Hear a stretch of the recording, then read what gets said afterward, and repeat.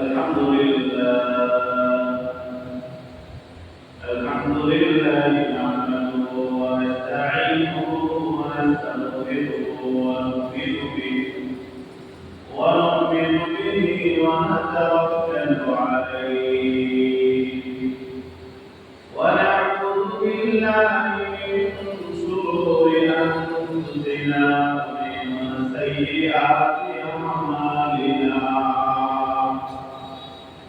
من يهد الله فلا مضل له ومن يضلل فلا هادي له وأشهد أن لا إله إلا الله وحده لا شريك له وأشهد أن سيدنا وسندنا وحبيبنا ومولانا محمدا عبده ورسوله صلى الله عليه وعلى آله وأصحابه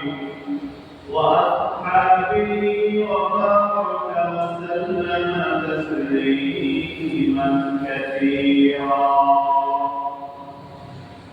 أما بعد فقد قال الله تعالى في كلامه المجيد وفرقانه الحميد أعوذ بالله من الشيطان الرجيم بسم الله الرحمن الرحيم يا أيها الذين آمنوا اتقوا الله وكونوا مع الصادقين وقال النبي المصدوق صلى الله عليه وسلم إن الصدق يهدي إلى البر وإن البر يهدي إلى الجنة وإن الكذب يهدي إلى الفجور وإن الفجور يهدي إلى النار أو كما قال عليه الصلاة والسلام قال تعالى في شان حبيبه صلى الله عليه وسلم إن الله وملائكته يصلون على النبي يا أيها الذين آمنوا صلوا عليه وسلموا تسليما اللهم صل على محمد وعلى آل محمد كما صليت على إبراهيم وعلى آل إبراهيم إنك حميد مجيد اللهم بارك على محمد وعلى آل محمد كما باركت على إبراهيم وعلى آل إبراهيم إنك حميد مجيد معزز الكرام সম্মানিত মুসল্লি আলাইহিম সর্বপ্রথম আমরা মহান রব্বুল আলামিনের দরবারে লাখ কোটি শুকরিয়া জ্ঞাপন করি যে মহান রব্বুল আলামিন আমাদেরকে পবিত্র জুমার দিবসে পৃথিবীর সর্বশ্রেষ্ঠ ঘর আল্লাহ তাআলাকে ঘর মসজিদে আসার বসার মতো তৌফিক দান করেছেন। এজন্য অন্তর থেকে রব্বুল আলামিনকে খুশি করার জন্য দুই ফুটে সবুজ জাবানে আল্লাহ তাআলা শিখানো ভাষায় কোরআনের ভাষায় আল্লাহ তাআলা জামাতে শুকরে কারিনা শুকর আদায় করে আলহামদুলিল্লাহ। সম্মানিত ভাইরা আমরা আল্লাহ তাআলার ঘরে আসতে পেরেছি এই জন্য খুশি না বেজা তাহলে আবার শুকরিয়া আদায় করে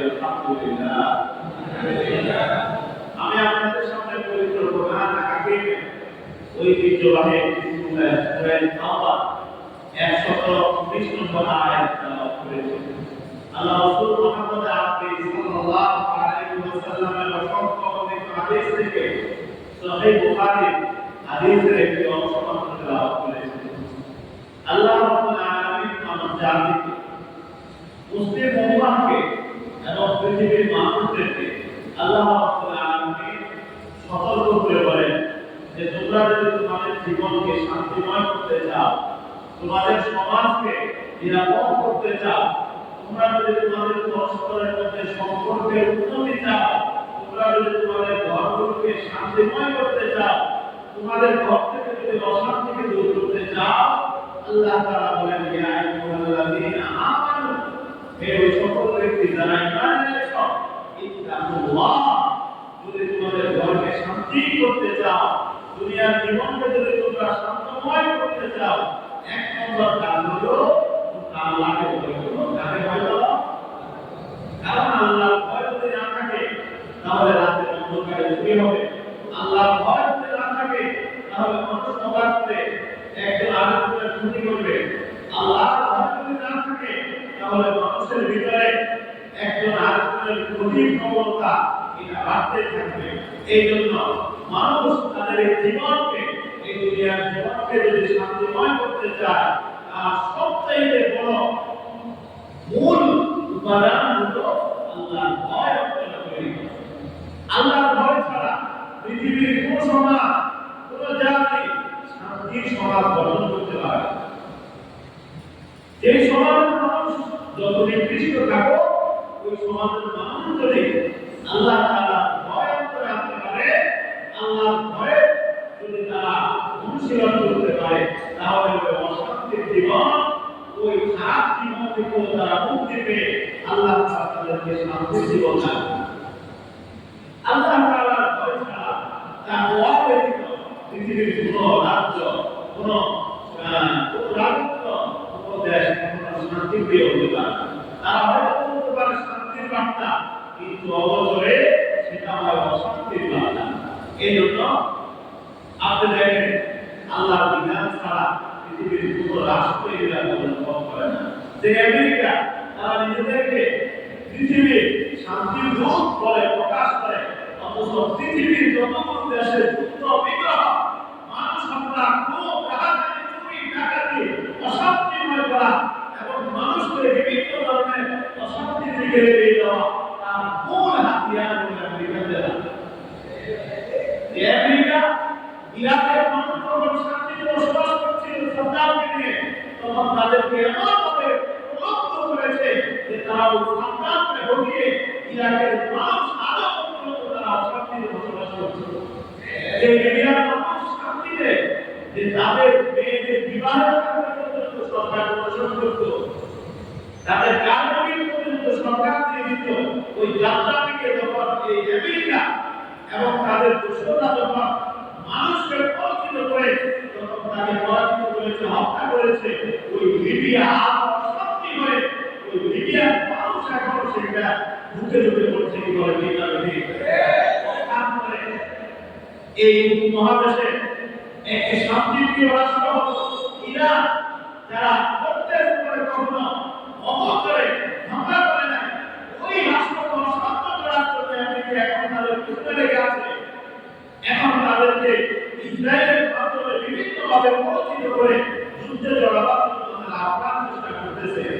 এই আমেরিকা বড় একটা আস্থান হলো, আমেরিকা একজন নেতা হলো ইসরায়েল।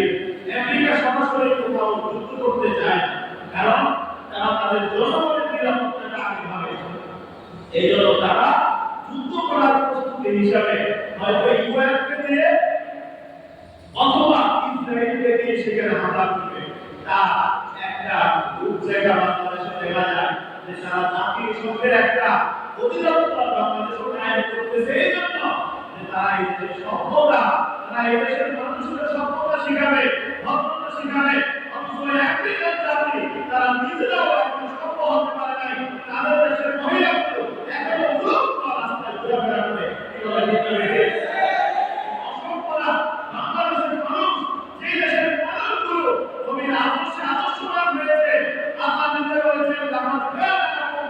রাসূলিল্লাহি উসওয়াতুন হাসানা, রাসূলের আদর্শই হলো সমগ্র আদর্শ। এদেশের মানুষ উত্তম আদর্শে আদর্শবান হওয়ার পর আমেরিকা তাদেরকে আদর্শ শিখাতে এসেছে। এটা হলো আদর্শ নয়, তাদের মূল দিক হলো এদেশের মানুষকে বন্দী করে, এদেশের ইসলামকে বন্দী করে, এদেশের মুসলমানকে ওলামায়ে জঙ্গি সংখ্যা দিয়ে এরপরে এই দেশে তাদের ঘাঁটি মারবে, এই দেশের উপর হামলা করবে এবং এই দেশকে অশান্ত করার একটা ভিন্ন প্রয়াস তারা চালাবে।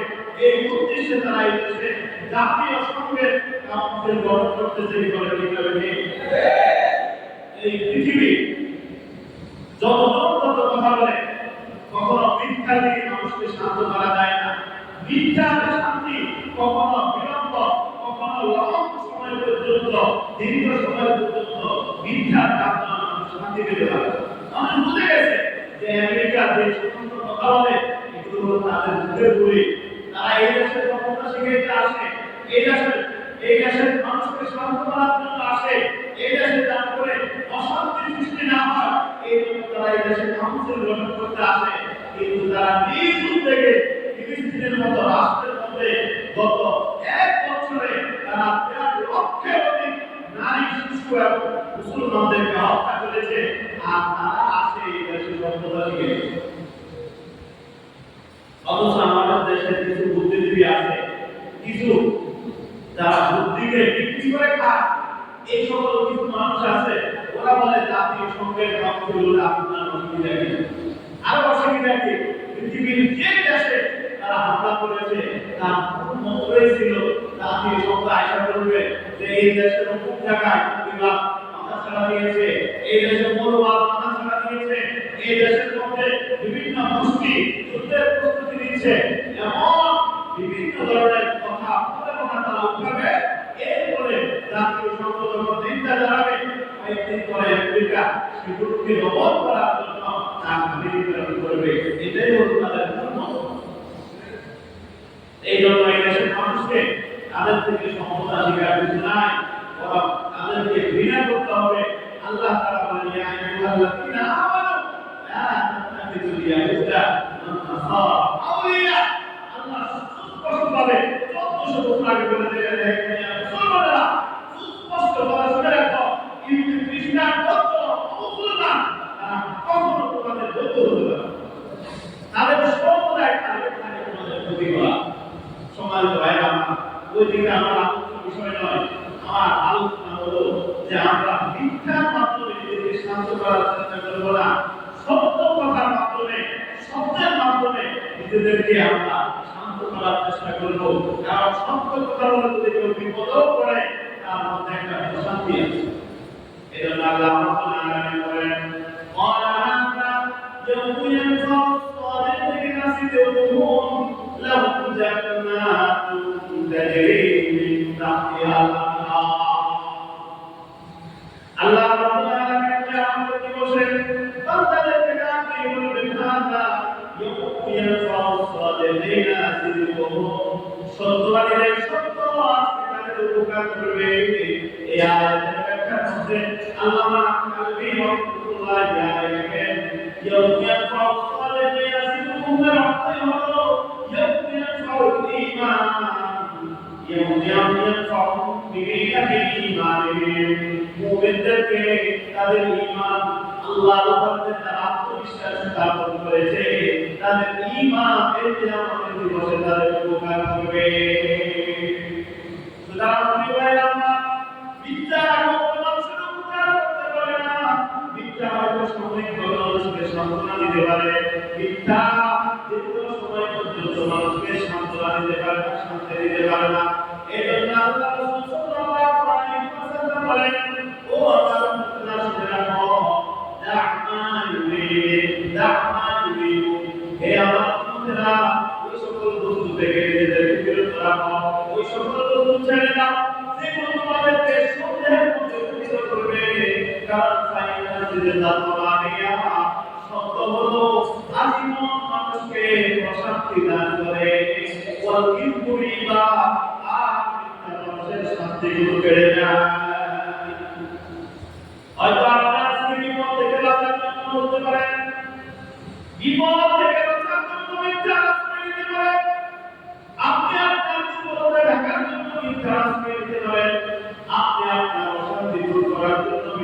ছেড়ে দিতে পারে। আল্লাহ রাসূল বলেন না, ফাইন্না সিদ্দান মারিয়া, তোমার জন্য শান্তির ব্যবস্থা করবে মাত্র সত্য কথা। তুমি মিথ্যা বলার কারণে, মিথ্যা কথা উচ্চারণ করার কারণে তোমার জীবনের মধ্যে সন্দেহ তৈরি হয়ে যাবে, তোমার জীবনের মধ্যে অশান্তি তৈরি হয়ে যাবে, তোমার জীবনের মধ্যে আত্মবিশ্বাসহীনতা তৈরি হয়ে যাবে। এই জন্য আমরা কোনো মিথ্যা আশ্রয় নেব না, মিথ্যা কথা বলার চেষ্টা করবো না। সমাজের মধ্যে এমনভাবে মিথ্যা প্রতিষ্ঠিত হয়ে গেছে, এখন অনেক মানুষই বলে সত্য কথা কাজ নাই, সত্য বলতে সমাজের মধ্যে কাজ কোনো রেহাই নাই, অথচ তার এই কথা সম্পূর্ণ মিথ্যা। আল্লাহ রাসূল বলেন আছেন প্রয়োগে ওয়ালকি প্রয়োগে, রাসূল করিম সাল্লাল্লাহু আলাইহি ওয়াসাল্লাম বলেন সত্য মানুষকে বিপদ থেকে মুক্তি দান করে আর মিথ্যা মানুষকে ধ্বংস করে দেয়। কি বলেন, মিথ্যা কি মুক্তি দিতে পারে? আপনি হয়তো সাময়িকভাবে বলতে পারেন, জিজ্ঞেস করলো সিএনজিওয়ালাকে কি করে আসো, সে চিন্তা করতে বলে লক্ষ্মীপুর, তাহলে চাকরি ছুটে যাবে, বলে তোলা বলতে চাচ্ছে। কি বলেন, এমন বিদ্যুৎ দেশে আছে না নাই? গর্ব থেকে বউ ফোন দিল জামাইকে, এক করে আসো, সে চিন্তা করলো যে আমি যে নদী দেখতে মনে করেন আলেকজান্ডার গেলাম, যদি বউ ছুটে যাওয়া না করতে পারে, এই জন্য বলে যে না বেশি করে না, এই যে মনে করো যে বাজারের কাছে বলে বাজার আছে, অথচ সে আছে আলেকজান্ডার। এই যে মিথ্যা আশ্রয় আপনি গ্রহণ করলে আল্লাহ রাসূল সুস্পষ্টভাবে বলে মিথ্যা আশ্রয় আপনাকে ধ্বংস করে দেবে। কারণ বউ বা যার সাথে আপনি মিথ্যা কথা বলেছেন, সে যদি কখনো জানতে পারে যে মিথ্যা বলেছে, অদূর ভবিষ্যতে সে আর কখনো আপনাকে কখনো বিশ্বাস করবে না। কি বলে দেখবে, আপনারা ক্লাস 8 পড়েছেন কিনা জানি না, আমরা পড়েছিলাম একটা গল্প যে একজন কৃষক, একজন রাজা, সে প্রতিদিন জঙ্গলের পাশে তার গরু ছাগল ভেড়া কুত্তা চড়ানোর জন্য বিচরণ জমিতে সে নিয়ে যেত। তো সে চিন্তা করে কয়েকদিন পর যখন ভাগ আসে, তো মানুষ চিৎকার করতে এলাকাবাসী এসে তাকে রক্ষা করে। সে চিন্তা করলো যে দেখি এলাকাবাসীর সাথে একটু মজা করে।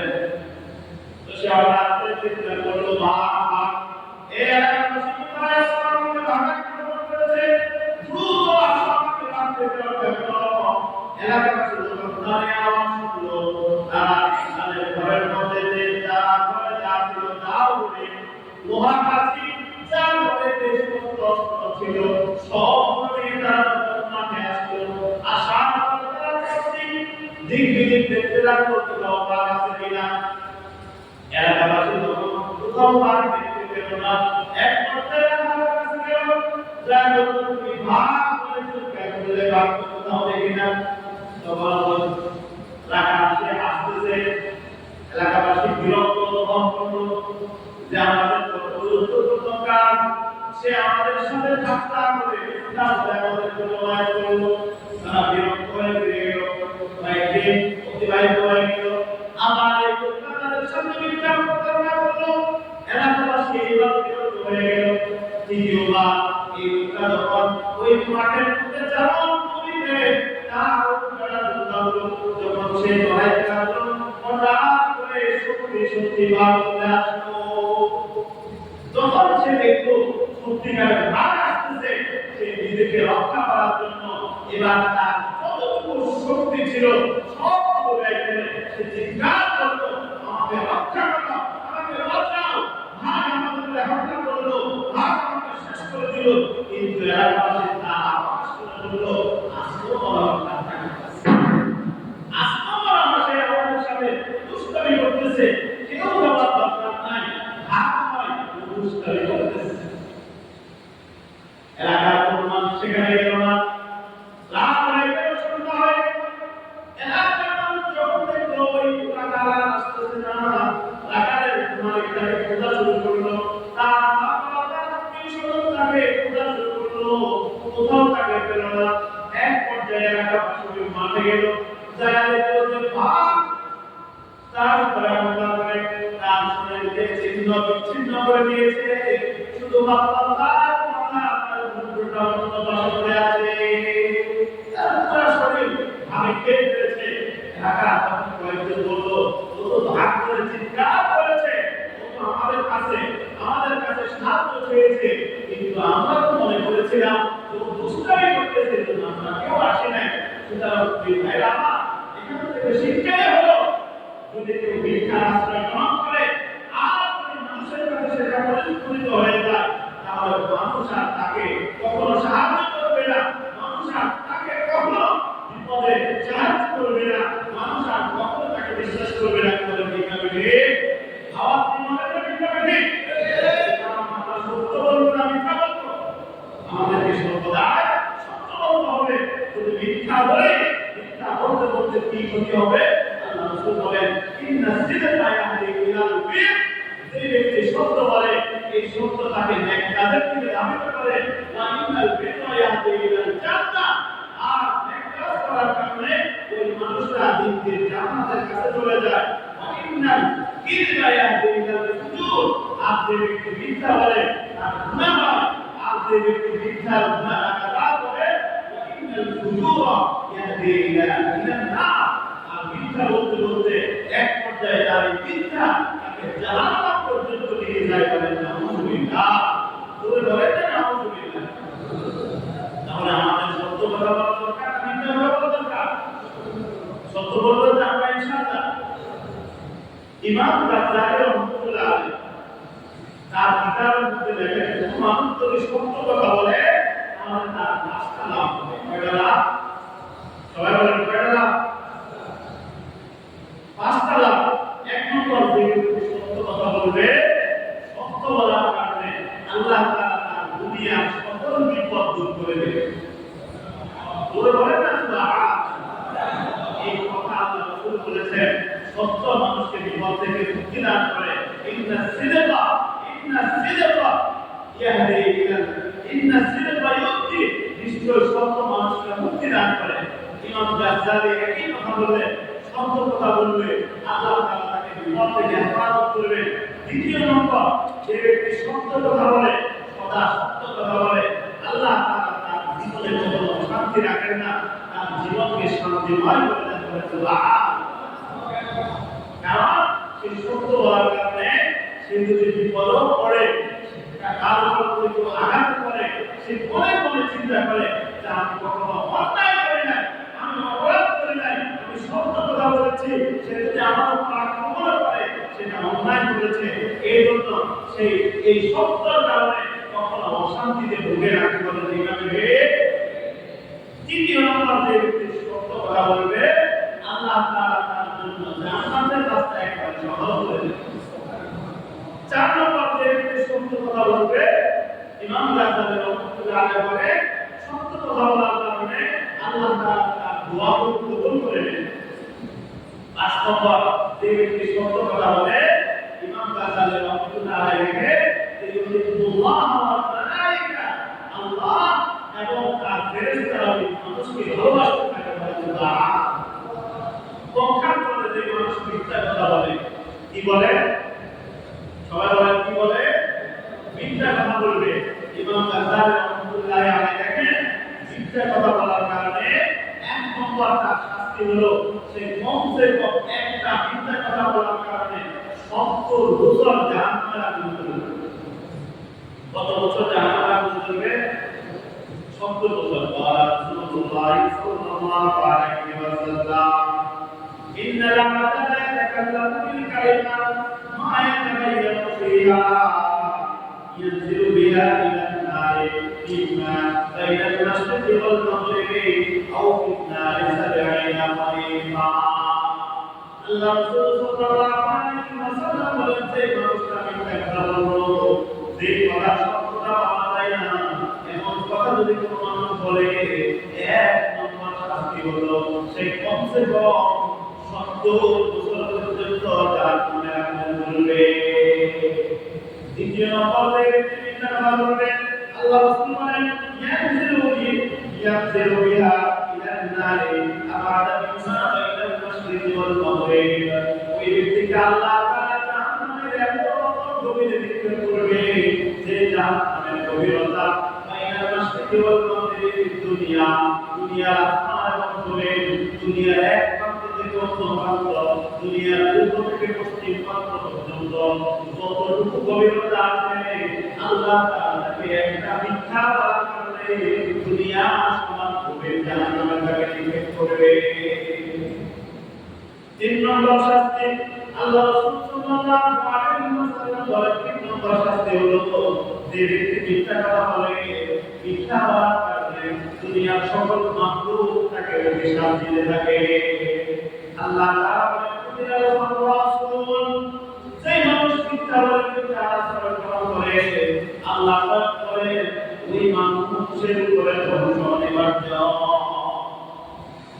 তো সুতরাং এক নম্বর হলো সম্পূর্ণ জাহান্নামে আগুন জ্বলবে, দ্বিতীয় নম্বর হলো দুনিয়ার সমান গভীর জাহান্নামে নিক্ষিপ্ত হবে, তৃতীয় নম্বর হলো দুনিয়ার যত মাখলুক আছে শুধু মাখলুক নয় আল্লাহ এবং তার রাসূল সহ সবাই তাকে অভিশাপ করতে থাকে, অভিশাপ দিতে থাকে।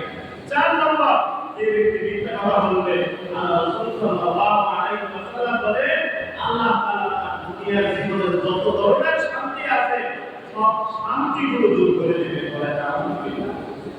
তাহলে আপনি মিথ্যা কথা বলে দুনিয়াতে অশান্তিতে থাকতে চান না দুনিয়াতে শান্তিতে থাকতে চান? তাহলে আপনাকে মিথ্যা পরিহার করতে হবে, কারণ আল্লাহ রাসূল বলেন মিথ্যা হলো অশান্তির মূল মন্ত্র। এই জন্য মিথ্যা থেকে বাঁচতে হবে। 5 নম্বর হলো যে ব্যক্তি মিথ্যা কথা বলে তার সবচাইতে বড় শাস্তি হলো আল কিযবু মুজাহিদুল লিল ঈমান। যে ব্যক্তি মিথ্যা বলে তার ভিতরে ঈমান কখনো থাকতে পারে না, কারণ মিথ্যা হলো ঈমানের বিপরীত বস্তু, মিথ্যা হলো ঈমানকে বিপরীত বস্তু। যে ব্যক্তি মিথ্যা বলবে ওই ব্যক্তির ভিতরে ঈমান থাকতে পারে না। সুতরাং আমরা সর্বদাই মিথ্যা কথা থেকে বাঁচবো, সর্বদাই সত্য কথা বলার চেষ্টা করবো, আমাদের ইনশাআল্লাহ। আল্লাহ রাসূল সাল্লাল্লাহু আলাইহি ওয়াসাল্লাম বলেন আল্লাহুম্মা ইন্না কুননা ফীকা ফালা আলাইকা মা ফাতাকা মিনাদ দুনিয়া। আল্লাহ রাসূল সাল্লাল্লাহু আলাইহি ওয়াসাল্লাম বলেন যদি দুনিয়ার সব সম্পদ তোমার থেকে হারিয়ে যায়, দুনিয়ার সব কিছু তোমার থেকে হারিয়ে যায়, তবে 4টা বস্তু যদি তোমার কাছে থাকে তাহলে দুনিয়ার মধ্যে তুমি সব চাইলে সফল মানুষ। দুনিয়ার সব কিছু তোমার থেকে চলে গেল কিন্তু 4টা সিফত আছে, তাহলে তুমি করতে হবে তুমি সফল, তুমি কখনো ব্যস্ত হও নাই, তোমার ভিতরে সফলতার গুণ আছে। 1 নম্বর একটু আমার আছে যে তোমার ভিতরে আমানতের গুণ আছে, তুমি আমানত কেউ যদি আমানত দেয় সে আমানতকে আদায় করার চেষ্টা করো, তুমি একজন আমানতদার ব্যক্তি যদি এই গুণ থাকে তাহলে তুমি দুনিয়ার মধ্যে সবচেয়ে সফল হবে। 2 নম্বর হলো ওয়াসিফু হাদিস। যে ব্যক্তি সত্য কথা বলবে আল্লাহ রাসূল বলেন যে দুনিয়াতে কখনো ব্যর্থ নয়, সে কখনো ক্ষতিগ্রস্ত নয়, কারণ সে সফল মানুষ, কারণ সে সদা সত্য কথা বলে। 3 নম্বর অবস্থু খালিদ আছে। 3 নম্বর গুণ হলো তার স্বভাব, তার আচরণ, তার কথাবার্তা, তার ব্যবহার অত্যন্ত মনোযোগপূর্ণ উত্তম আচরণ তার ভিতরে আছে। আল্লাহ রাসূল বলেন সে দুনিয়াতে কখনো ব্যর্থ হতে পারে না। 4 নম্বর ফি দুরমাতি। 4 নম্বর হলো সে যে অবস্থায় থাকুক না কেন সব অবস্থায় সে ধৈর্য ধারণ করে, কখনো সে ধৈর্য হারায় না। আল্লাহ রাসূল বলেন এই 4টা গুণ যদি থাকে তাহলে দুনিয়ার সব কিছু যদি তোমার থেকে হারিয়ে যায়, সব কিছু যদি ধ্বংস হয়ে যায়, তারপর নবী বলেন আমি তোকে সার্টিফিকেট দিলাম যে তুমি একজন সফল মানুষ, তুমি কখনো ব্যর্থ হতে পারো না, তুমি একজন সফল মানুষ, আল্লাহর কাছে দামি মানুষ এবং দুনিয়ার মানুষের কাছে তুমি দামি হয়ে থাকবে। তাহলে এই 4টা গুণ অর্জন করতে রাজি আছেন ইনশাআল্লাহ? সদা সত্য কথা বলতে রাজি আছেন ইনশাআল্লাহ? আল্লাহ তাআলা আমাদের সকলকে সদা সত্য কথা বলার তৌফিক দান করুন। আমিন। ওয়া আখিরু দাওয়ানা আলহামদুলিল্লাহি রাব্বিল আলামিন।